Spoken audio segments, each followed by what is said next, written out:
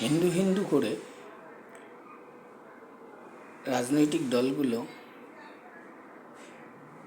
খুব প্রচার করছে দেখছি, কিন্তু তারা মনে হয় এটাই জানে না যে হিন্দু ধর্মের 4টে ভাগ আছে: শৈব, সনাতনী, শাক্ত, গাণপত্য। তারা শুধু বলে যাচ্ছে সনাতনী হিন্দুরা এক হোক।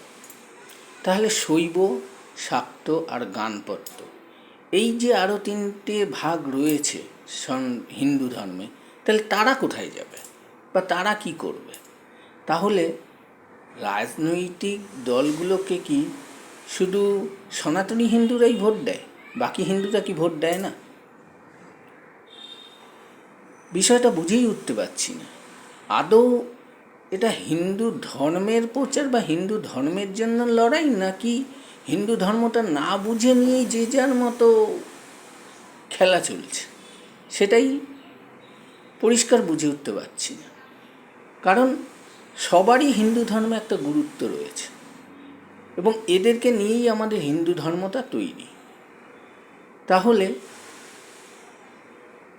এখন তো মনে হচ্ছে যেন হিন্দু ধর্মেই আবার একটা ভেদাভেদ তৈরি হয়ে যাচ্ছে। শৈব, শাক্ত, গাণপত্য এরাও তো হিন্দু, তাহলে শুধু সনাতনী হিন্দু, তাহলে এই বাকি আর 3টে কোথায় গেল? প্রশ্নটা আমার সবার কাছেই থাকলো।